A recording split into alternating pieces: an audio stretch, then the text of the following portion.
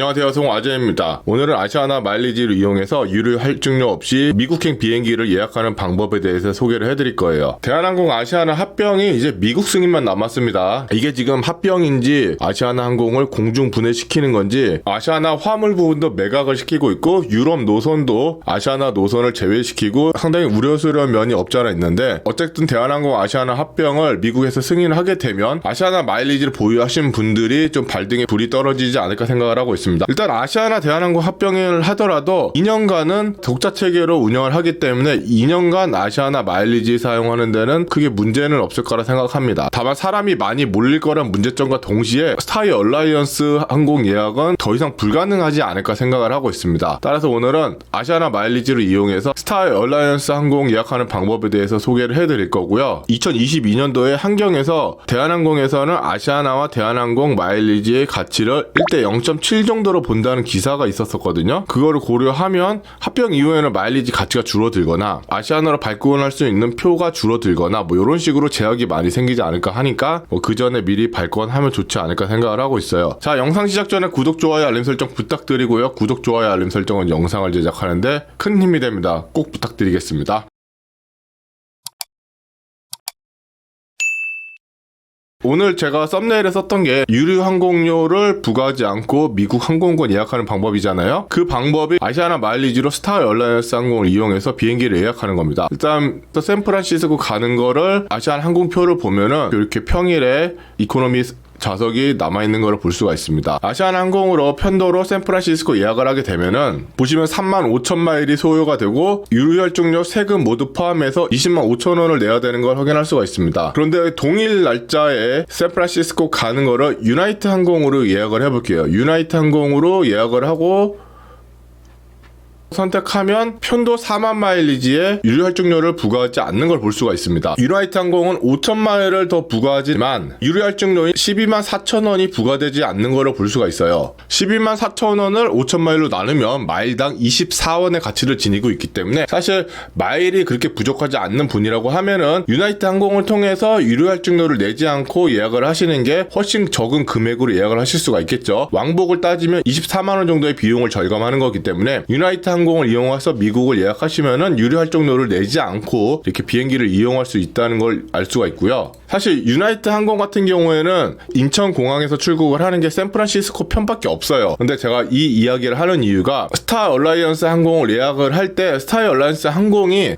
각 항공사별 유류할증료 체계를 따라가기 때문에 어떤 항공사를 예약하느냐에 따라서 유류할증료가 천차만별로 부과가 되게 됩니다. 그래서 스타 얼라이언스로 항공권을 예약할 때 기억해야 할 점은 유류세가 적은 항공사를 이용해서 비행기를 예약을 해야 된다는 점이고요. 유류세가 적은 항공사로는 싱가포르 항공, 그리고 폴란드 항공, 유나이티드 항공, 대만의 에바 항공, 일본의 아나 항공, 그리고 포르투갈 항공, 에어 뉴질랜드가 있습니다. 에어 인디아도 유류세가 낮은 편이긴 한데 평이 안 좋은 항공사긴 하고요.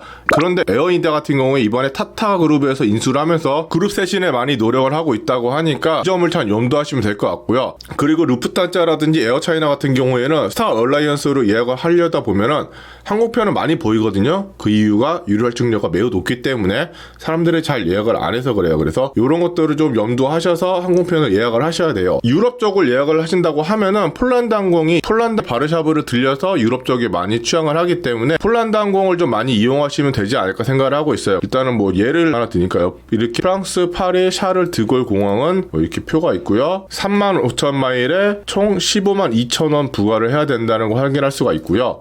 이 편을 폴란드 항공으로 예약을 할게요.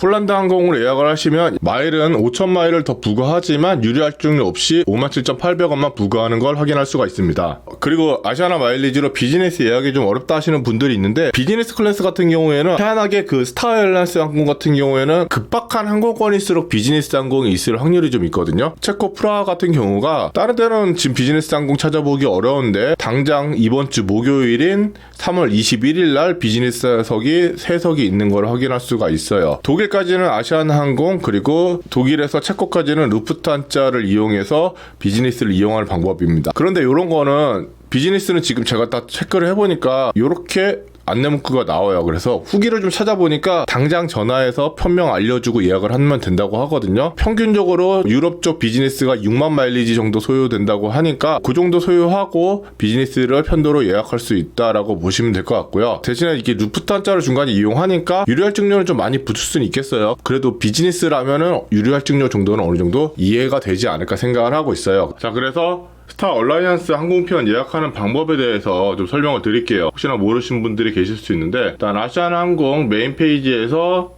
항공권 예약하는 이 화면을 보시면 여기서 마일리지 사용을 클릭을 해주세요.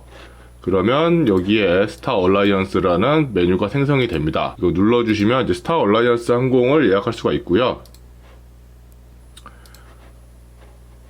인천공항 클릭을 하고 파리 드골공항을 한번 가는 걸 찾아보겠습니다. 지금 편도로 예약을 하는 거기 때문에 왕복으로 여행을 예약하고 싶으면 여정 추가를 누르셔서 오시는 것도 예약을 하셔야 돼요. 일단은 편도만 예약을 보여주면 좌석 등급 전체로 선택을 해주시고 항공권 조회를 눌러주시면 돼요.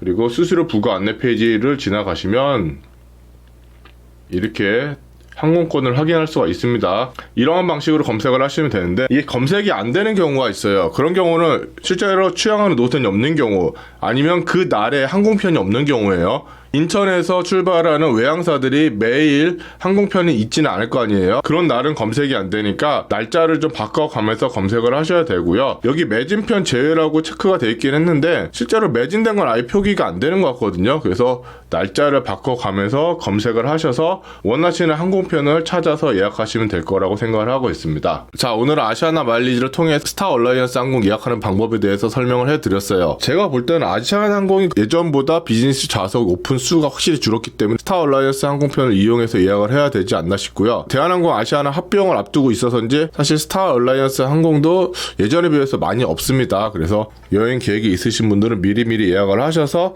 마일리지 잘 관수를 하셨으면 좋겠고요. 사실 저는 1대 0.7의 비율은 나쁘지 않다고 보고 있습니다. 다만 이게 독과점 체계가 됐을 때 과연 대한항공이 마일리지 항공 좌석을 더 늘릴까라는 게 좀 걱정이에요. 마일리지 좌석 수를 똑같이 유지하게 된다면은 현재보다 마일리지 좌석이 더 부족한 상황이 오지 않을까 싶으니까 미리미리 아시아나 마일리지를 소비하면 좋겠습니다. 긴 영상 함께 해주셔서 감사하고요. 오늘 영상이 조금이라도 도움이 되셨다면 구독, 좋아요, 알림 설정 꼭 부탁드리겠습니다. 감사합니다.